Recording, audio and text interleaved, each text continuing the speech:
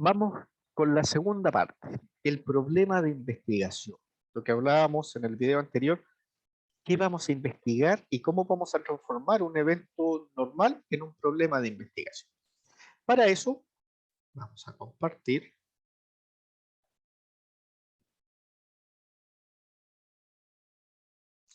Y vamos a ver el problema de investigación. Nuevamente, utilizando el capítulo o el libro de Metodología de Investigación de Hernández Sampieri, vamos a ver qué es lo que es un problema de investigación. El problema puede parecer obvio, es una situación a la cual se busca una solución. El problema es algo a la cual nos genera algún grado de tensión o de incomodidad o de desconocimiento, de incertidumbre, el cual buscamos solucionar. Ahora, en general, no todo problema de la vida real es un problema de investigación. Entonces, cuando nosotros transformamos un problema, ¿cuánto será? O sea, ¿hay pobreza en Chile? Tal vez es un problema, hay mucha pobreza en Chile y queremos buscar la solución. Pero nosotros debemos transformar ese problema social, lo debemos transformar en un problema de investigación social. En el área cuantitativa, el problema debe ser objetivo, debe ser, insisto, claro, concreto, donde nosotros vamos a establecer en una serie de etapas las preguntas, la justificación, la viabilidad, y vamos a ver cómo de alguna manera nos acercamos al conocimiento de este problema. En general, en las ciencias, y específicamente en el área cuantitativa, el ideal es establecer un problema que relacione, y cuando hablamos de relación, describa dos fenómenos, compare dos fenómenos, los relacione entre dos o más conceptos o variables. Ese es un nivel ideal. Debe ser medido en forma numérica, y aquí es fundamental. No cualquier problema es fácil de llevarlo a lo cuantitativo, y mucho más en ciencias sociales. Ese es el desafío que tenemos. Debe ser formulado finalmente nuestro problema como una pregunta concreta, que va a ser nuestra pregunta de investigación. Fíjense, vamos a tener un problema, lo vamos a transformar en un problema de investigación y lo vamos a formular como una pregunta de investigación. Y debemos tener claro que, además de la investigación cuantitativa, la posibilidad de realizar una prueba empírica que sea observable, repetible, para poder obtener los datos que necesitamos. La pregunta de investigación debe ser precisa, no debe ser muy general. Y eso es importante porque a veces uno cree que preguntas más amplias abarcan más. Desde lo cuantitativo, una pregunta bien realizada es una pregunta muy concreta. Entonces yo les puedo preguntar, ¿qué sucede con la pobreza en Chile? Y eso como pregunta de investigación, insisto, es una pregunta relativamente mal hecha desde lo cuantitativo. En cambio, preguntar cuánto ha variado la pobreza en el último año en Chile, en la quinta región, en la población de estudiantes universitarios vespertinos, nos permite ser mucho más acotados y poder saber qué vamos a investigar. Además, deben ser preguntas, aunque parezca obvio,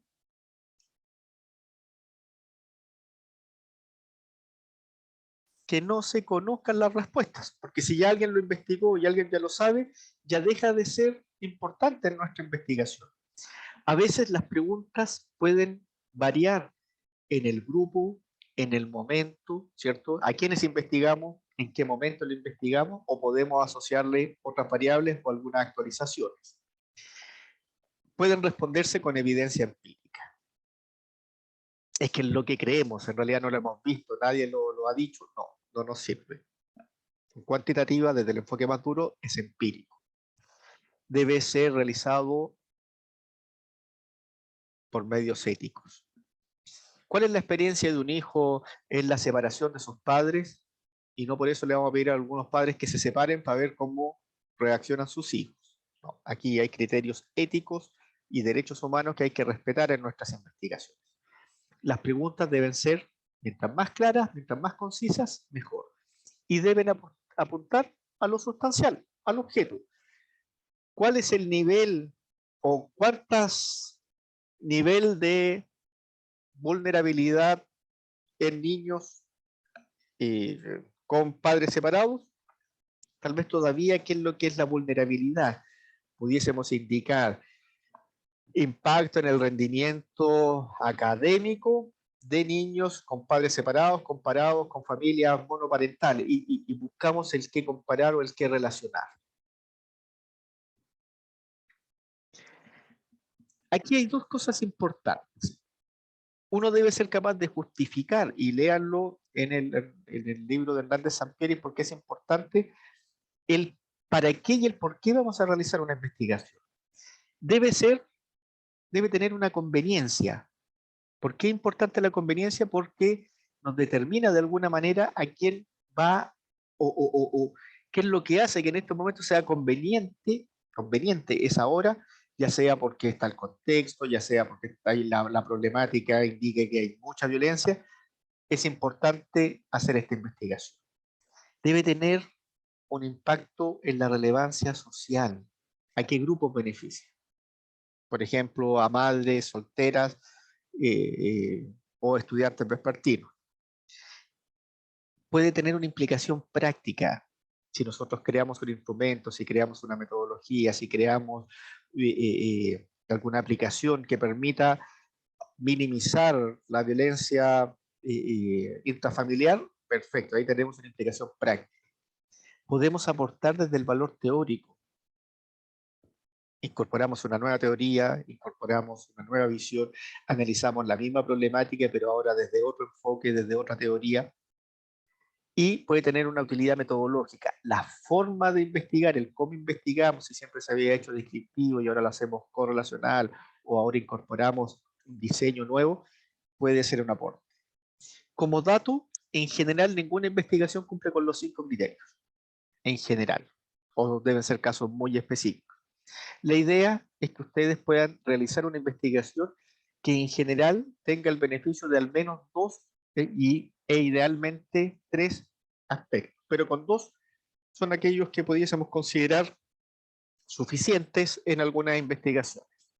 ¿Por qué les planteo esto? Para que no crean que tienen que inventar una investigación que sea el premio Nobel y que cumpla con los 5 criterios para hacer una buena investigación. Uno a veces lo que hace, y mucho más en investigación científica, es repetir algunas metodologías, es repetir algunas implicaciones prácticas, pero lo que hacemos es aplicarlo a otro grupo, es cambiar la relevancia social, porque antes era para jóvenes y ahora lo aplicamos para adultos mayores.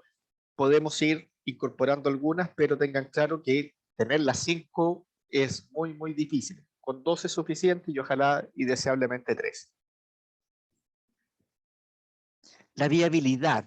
Nosotros queremos estudiar cómo se percibe la violencia en la adultez mayor. Bueno, ¿qué significa eso? Vamos a estudiar, ¿tenemos todo el tiempo? ¿Vamos a estudiar desde que comienza la adultez mayor o simplemente en un momento?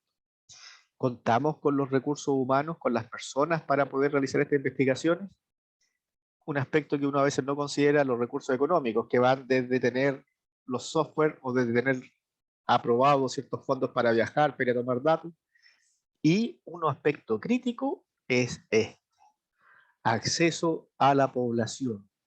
¿Por qué? Porque está la fantasía de que uno cree que cuando va a investigar, todas las personas que nosotros queremos investigar van a estar dispuestas a hacerlo. Y en la práctica es muy, muy, muy difícil en algunas ocasiones contar con los grupos para que participen.